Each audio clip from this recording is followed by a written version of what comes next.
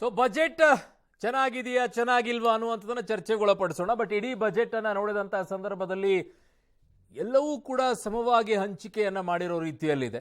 ಆದರೆ ಒಂದು ಕಡೆಗೆ ಅನಿಸ್ತಾ ಇದ್ದಿದ್ದು ಈ ಬಜೆಟ್ ಅನ್ನ ಪೂರ್ತಿಯಾಗಿ ನೋಡ್ತಾ ಇದ್ದಂಥ ಸಂದರ್ಭದಲ್ಲಿ ಕೆಲವುಗಳನ್ನ ದುಡ್ಡನ್ನ ಎತ್ತಿಡಲಾರದೇ ಘೋಷಣೆಗಳನ್ನ ಮಾಡಿದ್ದಾರೆ. ಅದಕ್ಕೆ ಫಂಡೇ ಇಲ್ಲ. ಘೋಷಣೆಗಳಿಗೆ ಸಾವಿರಾರು ಉದಾಹರಣೆಗಳು ಈ ಬಜೆಟ್ನ ಬುಕ್ನಲ್ಲಿ ಸಿಗುತ್ತೆ. ಅವು ಲೆಕ್ಕ ಎಷ್ಟು ಅನ್ನೋದು ಲೆಕ್ಕನೇ ಇಲ್ಲ. ಸೊ ಚರ್ಚೆಯನ್ನ ಮಾಡೋಣ. ನನ್ನ ಜೊತೆಗೆ ಅತಿಥಿಗಳಿದ್ದಾರೆ. ಕಾಂಗ್ರೆಸ್ನಿಂದ ನಾಗರಾಜ್ ಯಾದವ್ ಅವರಿದ್ದಾರೆ, ಪರಿಷತ್ನ ಸದಸ್ಯರು. ನಮಸ್ತೆ, ಕಾರ್ಯಕ್ರಮಕ್ಕೆ ಸ್ವಾಗತ. ಇನ್ನು ಬಿಜೆಪಿಯಿಂದ ಕೇಶವ್ ಪ್ರಸಾದ್ ಅವರಿದ್ದಾರೆ, ವಿಧಾನ ಪರಿಷತ್ನ ಸದಸ್ಯರು. ನಮಸ್ತೆ, ಕಾರ್ಯಕ್ರಮಕ್ಕೆ ಸ್ವಾಗತ. ಜೆಡಿಎಸ್ನಿಂದ ಪ್ರಧಾನ ಕಾರ್ಯದರ್ಶಿ ಆಗಿರುವಂತಹ ಗಂಗಾಧರ ಮೂರ್ತಿ ಅವರಿದ್ದಾರೆ. ನಮಸ್ತೆ ಸರ್, ಕಾರ್ಯಕ್ರಮಕ್ಕೆ ಸ್ವಾಗತ. ಮಾನ್ಯ ಕೇಶವ್ ಪ್ರಸಾದ್ ಅವರೇ, ಯಾಕೆ ಇವತ್ತು ಏನಿಲ್ಲ ಅಂತ ಎದ್ದು ಆಚೆ ಹೋಗಿದ್ದು ಪ್ಲೇ ಕಾರ್ಡ್ ಅನ್ನು ಹಿಡ್ಕೊಂಡು? ನೋಡಿ, ಸನ್ಮಾನ್ಯ ಮುಖ್ಯಮಂತ್ರಿಗಳು ಇದು 15ನೇ ಬಜೆಟನ್ನು ಮಂಡಿಸ್ತಾ ಇರುವಂಥದ್ದು. ಕರ್ನಾಟಕಕ್ಕೆ ನಿರೀಕ್ಷೆ ಜಾಸ್ತಿ ಇತ್ತು. ಅಂದರೆ ಇವ್ರಿಗಿರುವಂಥ ಅನುಭವದ ಆಧಾರದ ಮೇಲೆ ಈ ಬಜೆಟ್ಟು ಸಮಗ್ರವಾಗಿ ರಾಜ್ಯದ ಅಭಿವೃದ್ಧಿಗೆ ಪೂರಕವಾದಂತಹ ಬಜೆಟನ್ನು ಕೊಡ್ತಾರೆ ಅನ್ನೋಂಥ ರೀತಿಯಲ್ಲಿ ಇವರು ಅಂದ್ಕೊಂಡಿದ್ರು ಎಲ್ಲರೂ.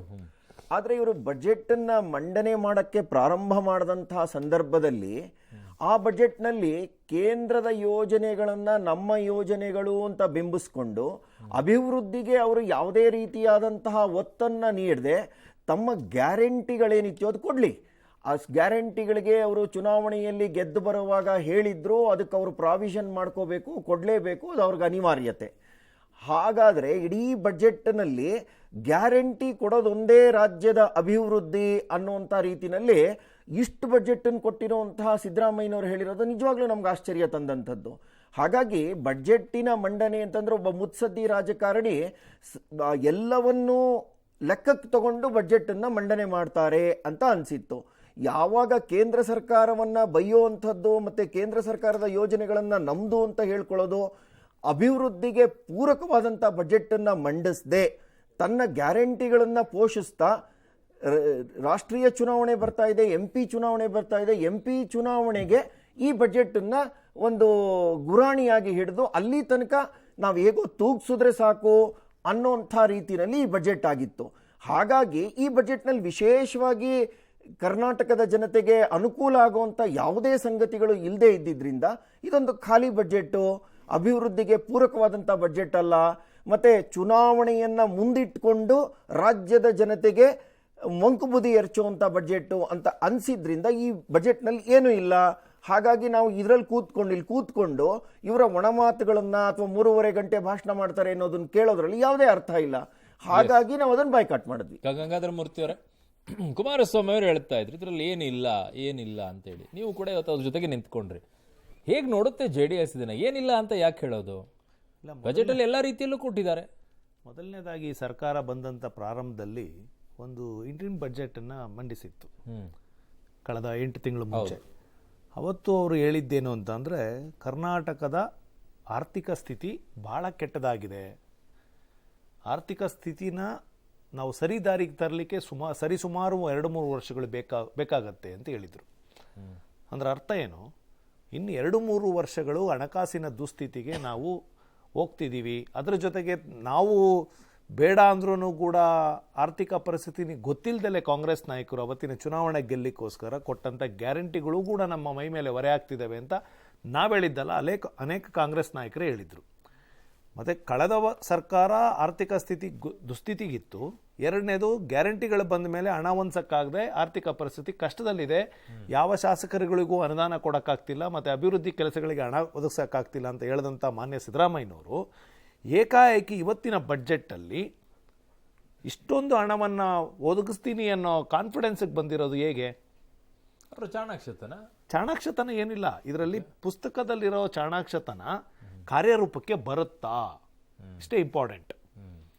ಕಳೆದ 9 ತಿಂಗಳಲ್ಲಿ ನೀವು ಸ್ಟ್ಯಾಂಪ್ ಡ್ಯೂಟಿ ರೈಸ್ ಮಾಡ್ಕೊಂಡಿದ್ದೀರಿ, ಮತ್ತು ಲಿಕ್ಕರ್ ಎಕ್ಸೈಸ್ ಡ್ಯೂಟಿನ ರೈಸ್ ಮಾಡ್ಕೊಂಡಿದ್ದೀರಿ, ಮತ್ತು ಟ್ರಾನ್ಸ್ಪೋರ್ಟ್ದು ರೈಸ್ ಮಾಡ್ಕೊಂಡಿದ್ದೀರಿ ಕಳೆದ ಬಡ್ಜೆಟಲ್ಲೇ. ಈಗ ಅಡಿಷನಲ್ ಮತ್ತೆ ಈಗ 10,000 ಕೋಟಿ, 9,000 ಕೋಟಿ, 20,000 ಕೋಟಿ ಬರುತ್ತೆ ಅಂದರೆ 3-4 ಇದರಲ್ಲಿ ಎಕ್ಸ್ಪೆಕ್ಟ್ ಮಾಡ್ತಾ ಇದ್ದೀರಿ. ಬರುತ್ತಾ? ಬರಲಿಕ್ಕೆ ನಿಮ್ಮ ಹತ್ರ ಏನಾದರೂ ಕಾರ್ಯಕ್ರಮ ಇದೆಯಾ?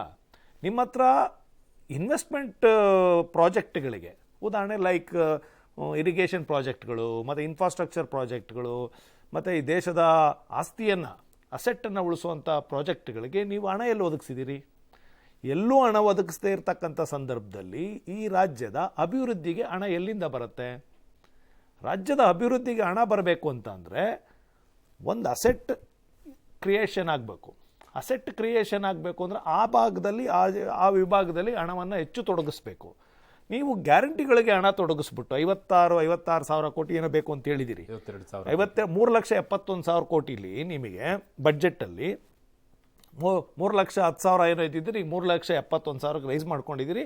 ಅದರಲ್ಲಿ 1 ಲಕ್ಷ ಚಿಲ್ಲರೆ ಏನೋ 1 ಲಕ್ಷ ಚೇಂಜ್ ಏನೋ ಸಾಲ ಅಂತ ತೋರಿಸ್ಕೊಂಡಿದ್ದೀರಿ. 1,05,000 ಕೋಟಿ ಸಾಲ ಮಾಡ್ತೀನಿ ಅಂತ ಹೇಳಿದಿರಿ. ಈ ರಾಜ್ಯದ ಜನತೆಯ ಮೇಲೆ ಒಬ್ಬ ವ್ಯಕ್ತಿಯ ತಲೆ ಮೇಲೆ 28,000 ರೂಪಾಯಿನ ಸಾಲವನ್ನು ತಂದಿಟ್ಟಿದ್ದೀರಿ. ಇವತ್ತಿನ ಪರಿಸ್ಥಿತಿಲಿ 28,000 ರೂಪಾಯಿ ಒಬ್ಬನ ತಲೆ ಮೇಲೆ ಬೀಳುತ್ತೆ. ಇಂಥ ಬಡ್ಜೆಟ್ ಕೊಡುವಂಥ ಸಂದರ್ಭದಲ್ಲಿ ಮಾನ್ಯ ಸಿದ್ದರಾಮಯ್ಯನವರು ನಾವೆಲ್ಲರೂ ಎಕ್ಸ್ಪೆಕ್ಟ್ ಮಾಡಿದ್ದೇನೆಂದರೆ, ಅನುಭವಿಗಳು 16 ಮುಖ್ಯಮಂತ್ರಿಗಳ ಕೆಳಗಡೆ ಹಣಕಾಸು ಸಚಿವರಾಗಿ ಕೆಲಸ ಮಾಡಿದಿರಿ. ಸ್ವತಃ ಮುಖ್ಯಮಂತ್ರಿಯಾಗಿ 2 ಬಾರಿ 5-6 ಬಡ್ಜೆಟ್, ಲಾಸ್ಟ್ ಇದರಲ್ಲಿ 5 ಮತ್ತು ಇದೊಂದು 7 ಬಡ್ಜೆಟನ್ನು ಸ್ವತಃ ಮುಖ್ಯಮಂತ್ರಿಯಾಗೇ ಮಂಡಿಸಿದಿರಿ. ನಿಮಗೆ ಅನುಭವದ ಕೊರತೆ ಅಥವಾ ನೀವು ಮರೆತು ಏನಾದರೂ ಮಾಡ್ತಿದ್ದೀರೋ, ಅಥವಾ ನನಗನ್ನಿಸ್ದಂಗೆ ಮನೆ ಸಿದ್ದರಾಮಯ್ಯನವರು ಈ ಹಣಕಾಸಿನ ವ್ಯವಸ್ಥೆ ಒಳಗಡೆ ಈ ಗ್ಯಾರಂಟಿ ಇಕ್ಕಟ್ಟಿನಲ್ಲಿ ಸಿಕ್ಕಾಕೊಂಡು ಇದನ್ನು ನಿಭಾಯಿಸೋಕ್ಕಾಗದಲೇ ಈ ಬಡ್ಜೆಟ್ ಬುಕ್ಕಲ್ಲಿ ಮುಂದೆ ನೋಡ್ಕೊಳ್ಳೋಣಪ್ಪ, MP ಎಲೆಕ್ಷನ್ ಚುನಾವಣೆ ಮುಗ್ದೋಗ್ಬಿಡಲಿ, ಬಡ್ಜೆಟಲ್ಲಿ ಎಷ್ಟು ಸಾಧ್ಯನೋ ಎಲೆಕ್ಷನ್ ಬಡ್ಜೆಟನ್ನು ಮಂಡಿಸ್ಬಿಡೋಣ ಅಂತ ಹೇಳಿ ಏನಾದರೂ ಮಂಡಿಸಿದ್ದೀರಾ? ಈ ಥರದ ಹಲವಾರು ಯೋಜನೆಗಳು ವಿಸ್ತೃತವಾಗಿ ಚರ್ಚೆ ಮಾಡ್ಬೋದು. ಕೆಲವು ಮೇಜರ್ ಪ್ರಾಜೆಕ್ಟ್ಗಳಿಗೆ, ಅದನ್ನೇ ನಾನು ಹೇಳಿದ್ನಲ್ಲ, ಈ ರಾಜ್ಯದ ಆಸ್ತಿಗಳನ್ನು ವೃದ್ಧಿ ಮಾಡಲಿಕ್ಕೆ, ಆಸ್ತಿಗಳಿಂದ ಬರ್ತಕ್ಕಂಥ ತೆರಿಗೆನ ಕಲೆಕ್ಟ್ ಮಾಡ್ಕೊಳ್ಳಿಕ್ಕೆ ಒಂದೇ ಒಂದು ರೂಪಾಯಿ ಹಣ ಇಲ್ಲ. ಉದಾಹರಣೆಗೆ ನೀರಾವರಿ ಯೋಜನೆಗಳಲ್ಲಿ ದೊಡ್ಡ ಪ್ರಾಜೆಕ್ಟ್ಗಳು, ಈಗ ಉದಾಹರಣೆಗೆ ನಾವು ಮೇಕೆದಾಟು ವಿಚಾರ, ಅವರೇ ಮಾತಾಡ್ತಾರೆ ಮೇಕೆದಾಟು ಅಂತಾರೆ. ಮೇಕೆದಾಟು ಹೆಸರು ಪ್ರಸ್ತಾಪ ಮಾಡಿದ್ದೀರಿ ಅದರಲ್ಲಷ್ಟೇ. ಮೇಕೆದಾಟು ಪ್ರಾರಂಭ ಮಾಡಲಿಕ್ಕೆ ನಾನು 1,000 ಕೋಟಿನೋ 100 ಕೋಟಿನೋ ಲ್ಯಾಂಡ್ ಅಕ್ವಿಸಿಷನ್ ಫಂಡ್ ಇಟ್ಟಿದ್ದೀರಾ? ಯಾವ ನೀರಾವರಿ ಯೋಜನೆಗಳಿಗೂ 1 ರೂಪಾಯಿ ಫಂಡ್ ಇಲ್ಲ. ಈ ತರದ್ದು ಬಹಳ ಇದಾವೆ, ಹಣ ಇಲ್ಲ. ಆ ಕಾರಣಕ್ಕೆ ಸುಮ್ಮನೆ ತೋರಿಸ್ಕೊಂಡು ಹೊರಟಿದ್ದಾರೆ. ನಾಗರಾಜ್ ಅವರೇ, ಬಹುದೊಡ್ಡ ಆರೋಪ ಬರ್ತಾ ಇರೋದು ಈ ಬಜೆಟ್ ಬಗ್ಗೆ ಇನ್ನೇನು ಅಲ್ಲ, ಘೋಷಣೆಗಳನ್ನೆಲ್ಲ ಮಾಡಿದ್ದೀರಾ, ಬಟ್ ಅದಕ್ಕೆ ಎಷ್ಟು ಹಣ ಅನ್ನುವಂಥದ್ದನ್ನ ಮೀಸಲಿಟ್ಟಿಲ್ಲ ಅನ್ನುವಂಥದ್ದು. ನಾವು ಸಬ್ಜೆಕ್ಟ್ ಆಮೇಲೆ ಹೋಗೋಣ. Yes please. Opening comment general ಆಗಿ ಮಾಡಿದ್ದು, ನಾನು ಜನರಲ್ ಆಗಿ ಮಾತಾಡಲಿಕ್ಕೆ ಇಚ್ಛೆ ಪಡ್ತೇನೆ. ಮೊದಲಿದ್ದಂಥ ಬಡ್ಜೆಟು ನಾವು ಮಾಡಿದಂಥ ಬಡ್ಜೆಟು ಇಂಟ್ರೀಮ್ ಬಡ್ಜೆಟ್ 8-9 ತಿಂಗಳಿಗೆ ಮಾಡಿದಂಥ ಬಡ್ಜೆಟು 3,27,000 ಕೋಟಿ ರೂಪಾಯಿ ಬಡ್ಜೆಟ್ನ ಮಾಡಿದ್ವಿ. ಅದು ಕಾಮಗಾರಿಗಳನ್ನು ನಾವು ಅನೌನ್ಸ್ ಮಾಡೋಕ್ಕೆ ಹೋಗಿರಲಿಲ್ಲ ಆ ಸಂದರ್ಭದಲ್ಲಿ. ಯಾವುದು ಬೊಮ್ಮಾಯಿ ಸರ್ಕಾರ ಮಾಡಿದ್ರು ಅದು ಮುಂದುವರೆದ ಭಾಗವಾಗಿ, ಯಾಕಂದರೆ ಅವರು 2 ಲಕ್ಷಕ್ಕಿಂತ 8 ಲಕ್ಷ ಕೋಟಿಗಳಿಂದ ಹೆಚ್ಚು ಕಾಮಗಾರಿಗಳನ್ನು ಈಗಾಗಲೇ ಅವ್ರು ಪರ್ಮಿಷನ್ ಕೊಟ್ಟು ಸ್ಟಾರ್ಟ್ ಮಾಡ್ಕೊಂಡಿದ್ರು ಅಂತಕ್ಕಂಥದ್ದು ನಮ್ಗೆ ಕಡತಗಳು ಗೊತ್ತಾಗಿದ್ದ ಸಂದರ್ಭದಲ್ಲಿ ನಾವು ಇನ್ನು ಹೊಸ ಕಾರ್ಯಕ್ರಮಗಳು ಮಾಡೋಕ್ಕೆ ಹೋದರೆ ಅದನ್ನು ಹೊರೆ ಆಗ್ತದೆ ಅಂತೇಳಿ ನಾವೇನು ಮಾಡೋದು, ಅದೇ ಕಾರ್ಯಕ್ರಮ ಮುಂದುವರಿಸಿದ್ವಿ ಕಾಮಗಾರಿಗಳನ್ನು. ಹಾಗಾಗಿ ನಾವು ಹೊಸ ಕಾರ್ಯಕ್ರಮಗಳನ್ನು ಕೊಟ್ಟಿರಲಿಲ್ಲ. ಈಗ ಕೊಟ್ಟಿರ್ತಕ್ಕಂಥ ಫುಲ್ ಟರ್ಮ್ ಬಡ್ಜೆಟ್ನ ಕೊಟ್ಟಿರ್ತಕ್ಕಂಥ ಸಂದರ್ಭದಲ್ಲಿ ನಾವು ಮಾಡಿರ್ತಕ್ಕಂಥದ್ದು 3,71,383 ಕೋಟಿ ರೂಪಾಯಿಗಳ ಬಡ್ಜೆಟ್ನ ಕೊಟ್ಟಿರೋ ಸಂದರ್ಭದಲ್ಲಿ ಎಲ್ಲ ಇಲಾಖೆಗಳಿಗೆ ಯಾವ ರೀತಿ ನಮ್ಗೆ ಫಸ್ಟ್ ನಾವು ಬಡ್ಜೆಟ್ನ ಕೊಡಬೇಕಾದ್ರೆ ಎಲ್ಲಿಂದ ವರಮಾನ ಮಾಡ್ತದೆ ಅಂತಕೊಂಡು ನಮ್ಗೆ ತೋರಿಸ್ಬೇಕಾಗ್ತದೆ ಬಡ್ಜೆಟಲ್ಲಿ. ಹಾಗಾಗಿ ನೀವು ವಾಣಿಜ್ಯ ತೆರಿಗೆ ಇರ್ಬೋದು, ಅಬಕಾರಿ ಇರ್ಬೋದು, ನೋಂದಣಿ ಇರ್ಬೋದು, ಮೋಟರ್ ವೆಹಿಕಲ್ ಟ್ಯಾಕ್ಸ್ ಇರ್ಬೋದು, ಇನ್ನಿತರ ಟ್ಯಾಕ್ಸ್ಗಳಿಂದ ಬರ್ತಕ್ಕಂಥ ಎಲ್ಲವನ್ನೂ ಕೂಡ ಒಟ್ಟಾರೆ ತಗೊಂಡು ನಮಗೆ ಬೀಳ್ತಕ್ಕಂಥ ಡೆಫಿಸಿಟ್ನ ವಿಚಾರಗಳೆಲ್ಲವೂ ಕನ್ಸಿಡರ್ ಮಾಡಿಕೊಂಡು 1,05,000 ಕೋಟಿ ರೂಪಾಯಿಗಳನ್ನು ನಾವು ಸಾಲ ಮಾಡ್ತೀವಿ. ಅದು ಬಡ್ಜೆಟ್ ಯಾಕಂದರೆ that should be below the limit of 3% of my budget ಅಂತಕ್ಕಂಥ ಇರ್ತಕ್ಕಂಥದ್ದನ್ನ ಅದು ಆರ್ಥಿಕ ಡಿಸಿಪ್ಲಿನ ಕಾಪಾಡಿ ನಾವು ಮಾತ್ರ ಸಾಲ ಮಾಡಿದ್ದಲ್ಲ. ನಾವು ಸತ್ಯವನ್ನು ಮಾತಾಡೋಣ, ಇದು ಹೆಲ್ದಿ ಡಿಬೇಟ್ ಆಗಬೇಕು. ಯಾಕಂದರೆ this money belongs to the public of Karnataka ಅನ್ನೋ ಮಾತು ಹೇಳ್ತಾ ಇದ್ದೀರಿ. ಇದು ಯಾರ ಮನೆ, ಅಪ್ಪನ ಮನೆ ಆಸ್ತಿ ಅಲ್ಲ, ನಾಗರಾಜ್ ಮನೆಯದು ಅಲ್ಲ, ಕಾಂಗ್ರೆಸ್ನವ್ರದ್ದಲ್ಲ, ಸಿದ್ದರಾಮಯ್ಯನವ್ರದ್ದಲ್ಲ, ನಿಮ್ಮದು ಅಲ್ಲ, ನಮ್ಮದು ಅಲ್ಲ, ಪಬ್ಲಿಕ್ದು, ಜನಗಳದು. ಹಾಗೆ ನಾವು ಅಕೌಂಟ್ ಕೊಡಬೇಕಾದ್ರೆ ನಮ್ಮ ಜವಾಬ್ದಾರಿ ಆಗ್ತದೆ. ಸಾಲದ ಬಗ್ಗೆ ಹೇಳಿದ್ರು, 28,000 ರೂಪಾಯಿ ಕೋಟಿ ಒಂದು ತಲೆ ಮೇಲೆ ಇದೆ ಅನ್ನೋ ವಿಚಾರ ಹೇಳಿದರು. ನಾನು ಕೇಳ್ತಾ ಇದ್ದೀನಿ, ನಾವು ಅಧಿಕಾರ ಬಿಟ್ಟುಕೊಟ್ಟಾಗ 2019ರಲ್ಲಿ ಇವ್ರ ಜೊತೆಲೇ ಸರ್ಕಾರ ಮಾಡಿದಾಗ ಬಿಟ್ಟುಕೊಟ್ಟ ಸಂದರ್ಭದಲ್ಲಿ 2 ಲಕ್ಷ ಚಿಲ್ಲರೆ ಕೋಟಿ ಕರ್ನಾಟಕದಲ್ಲಿ ಸಾಲ ಇತ್ತು. ಆದರೆ 3.25 ವರ್ಷಕ್ಕೆ ಯಾವ ಆಡಳಿತ ನಡೆಸಿದ್ರು BJPಯವರು, ಅವಾಗ ಅವ್ರು ನಮ್ಮ ಜೊತೆಲಿದ್ದಲ್ಲೇ ಕೇಳ್ತಾ ಇರೋದು ನಾನು, ಯಾರು ಆಡಳಿತ ನಡೆಸಿದ್ರು ಎಷ್ಟು ಮಾಡಿದ್ರು ಅಂದರೆ 3.5 ಲಕ್ಷ ಕೋಟಿ ರೂಪಾಯಿ ಸಾಲ ಮಾಡ್ತಾರೆ ಕೇವಲ 3.25 ವರ್ಷಕ್ಕೆ. ಯಾರ ಮೇಲೆ ಸಾಲ ಮಾಡಿದ್ರು, ಯಾರನ್ನ ಸಾಲ ಮಾಡಿ, ಯಾರ ಹತ್ರ ಅವ್ರು ಅಲೈನ್ಸ್ ಮಾಡ್ಕೊಂಡು, ಯಾರ ಹತ್ರ ಮದುವೆ ಮಾಡ್ಕೊಂಡಾರೆ, ಸಾಲಗಾರ ಹತ್ರ ಮದುವೆ ಮಾಡ್ಕೊಂಡಾರೆ, ಯಾರ ಹತ್ರ ಮಾಡ್ಕೊಂಡಾರವರು ತಿಳ್ಕೊಂಡು ಮಾತಾಡಬೇಕಾಗ್ತದೆ ಒಂದು ವಿಚಾರ. ಹಾಗಾಗಿ ನಾನು ಹೇಳ್ತಾ ಇರ್ತಕ್ಕಂಥದ್ದು, ನಾವು ಎಲ್ಲ ಇಲಾಖಾವಾರು ನಾವು ಕೊಟ್ಟಿರ್ತಕ್ಕ ಕೆಲಸ ಏನಂತಂದರೆ, ಒಟ್ಟಾರೆಯಾಗಿ ಬಜೆಟ್ ವಿಚಾರ ಓಪನಿಂಗ್ ಕಮೆಂಟ್ಸ್ ಇರೋದ್ರಿಂದ ಇದು ಮಹಿಳೆಯರ ಸಬಲೀಕರಣ ಇರ್ಬೋದು, ಸಾಮಾಜಿಕ ನ್ಯಾಯ ಪ್ರತಿಪಾದನೆ ಮಾಡ್ತಕ್ಕಂಥ ಇರ್ಬೋದು, ಸರ್ವರಿಗೂ ಸಮಪಾಲು ಕೊಡ್ತಕ್ಕಂಥ ಇರ್ಬೋದು, ಯೋಜನೆಗಳ ಜೊತೆಗೆ ಈ ರಾಜ್ಯದ ಅಭಿವೃದ್ಧಿ ಮಾಡಲಿಕ್ಕೋಸ್ಕರ ಮಾಡಿರ್ತಕ್ಕಂಥ ಬಜೆಟು ಒಂದು ಪ್ರಗತಿಪರವಾಗಿದ್ದ ಬಜೆಟು. ಇದು ನಾಟ್ ಜನಪ್ರಿಯ ಬಜೆಟ್ ಅಲ್ಲ, ಜನಪರವಾಗಿರ್ತಕ್ಕಂಥ ಬಜೆಟ್ನ ಕೊಟ್ಟಿರ್ತಕ್ಕಂಥದ್ದು. ಮೊಟ್ಟ ಮೊದಲಾಗಿ ನಿಮ್ಮ ಚಾನಲ್ ನಾನು ಸಿದ್ದರಾಮಯ್ಯ ಸಾಹೇಬರಿಗೆ ಅಭಿನಂದನೆ ಸಲ್ಲಿಸೋದೇನಂತಂದರೆ, ಇಡೀ ದೇಶದಲ್ಲೇ ಅತಿ ಹೆಚ್ಚು ಬಜೆಟ್ ಕೊಟ್ಟಿರ್ತಕ್ಕಂಥ ಒಬ್ಬ ಫೈನಾನ್ಸ್ ಮಿನಿಸ್ಟರ್ ಆಗಿರ್ತಕ್ಕಂಥವ್ರು, ಮುಖ್ಯಮಂತ್ರಿಗಳು ಆಗಿರ್ತಕ್ಕಂಥವ್ರು. 13 ಬಜೆಟ್ಗಳವರೆಗೂ ಅವ್ರು ಏನು ಕೊಡ್ತಾರೆ, ಸರ್ಪ್ಲಸ್ ಬಜೆಟ್ ಕೊಡ್ತಾರೆ.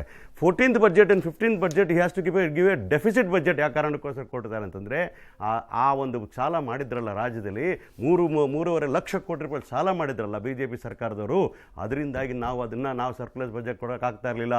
ಎಲ್ಲ ಕಾಮಗಾರಿಗಳನ್ನು ಎಲೆಕ್ಷನ್ ಮೊದಲು 3 ತಿಂಗಳಿರ್ಬೇಕು ಮೊದಲು ಎಲ್ಲ ಕೆಲಸಗಳನ್ನು ಸುಮ್ಮನೆ ಅವರೆಲ್ಲ ಕೆಲಸಗಳು ಕೊಟ್ಟು ಹೋಗಿರ್ತಕ್ಕಂಥದ್ದು. ನಾವು ಅರ್ಧ ಕಾಲು ಭಾಗ ಮುಗಿದಿರೋ ಕೆಲಸಗಳನ್ನ ಕಂಪ್ಲೀಟ್ ಮಾಡೋದೇ ಇದೆ. ಇಡೀ ರಾಜ್ಯ ಸರ್ಕಾರಕ್ಕೆ ಅದು ಕೆಟ್ಟ ಹೆಸರು ಬರ್ತದೆ. ಎರಡನೇದು ಹೇಳ್ಬೇಕಂದ್ರೆ ಅದು ನಮಗೆ ಹೊರೆನೂ ಆಗ್ತದೆ, ಯಾಕಂದರೆ ಇಟ್ಸ್ ಅಪ್ರೂವ್ಡ್ ಪ್ರಾಜೆಕ್ಟ್ಸ್.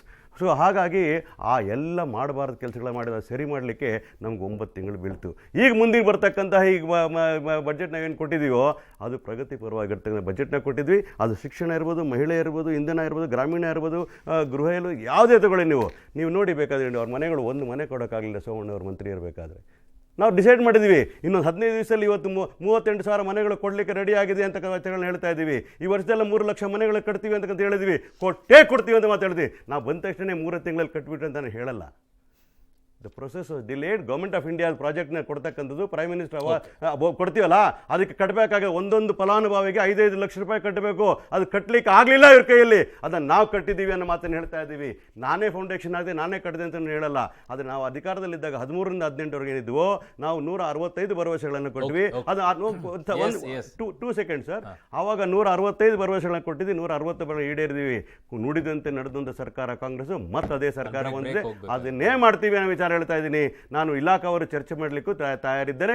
ಕಾಮಗಾರಿಗಳು ವಿಚಾರದಲ್ಲೂ ಕೂಡ ಡಿಸ್ಟ್ರಿಕ್ಟ್ ವೈಸ್ ಕೂಡ ಚರ್ಚೆ ಮಾಡಲಿಕ್ಕೆ ತಯಾರಿದ್ದೀನಿ. ಅದು PWD ಇರಲಿ, ಆರೋಗ್ಯ ಇರಲಿ, ಇಂಧನ ಇರಲಿ, ಎಕ್ಸೈಸ್ ಇರಲಿ, ಯಾವುದನ್ನ ಇರಲಿ, ನಾನು ಚರ್ಚೆ ಮಾಡ್ಲಿಕ್ಕೆ ತಯಾರಿದ್ದೀನಿ. ಅಂಕಿಅಂಶಗಳು ಇಟ್ಕೊಂಡು ಸುಮ್ಮನೆ ಬ್ಲೇಮ್ ಮಾಡ್ತಕ್ಕಂಥದ್ದು ರಾಜಕೀಯ ಕಾರಣಕ್ಕೋಸ್ಕರ ಮಾಡಬಾರ್ದು ಅನ್ನೋ ಮನವಿಯನ್ನು ಮಾಡ್ತಾ ಇದ್ದೀನಿ. ನಾನು ಬಜೆಟ್ ಬುಕ್ ಎತ್ಕೊಂಡಿದ್ದೀನಿ. ಅವ್ರು ಎತ್ತಿರುವಂಥ ಪಾಯಿಂಟ್ಗಳಲ್ಲಿ ನನಗೊಂದಿಷ್ಟು ಪ್ರಶ್ನೆಗಳಿದೆ. ನಾಗರಾಜ್ ಅವರೇ, ವಾಪಸ್ ಬರ್ತೀನಿ ನಿಮ್ಮ ಹತ್ರ, ಒಂದು ವಿರಾಮ ತೆಗೆದುಕೊಂಡು. ಬಂದ ನಂತರ ಸ್ವಲ್ಪ ಡಿಟೇಲ್ ಆಗಿ ಹೋಗಬೇಕು ಈ ವಿಚಾರದಲ್ಲಿ, ಘೋಷಣೆ ಮಾಡಿರುವಂತಹ ವಿಚಾರದ ಬಗ್ಗೆ.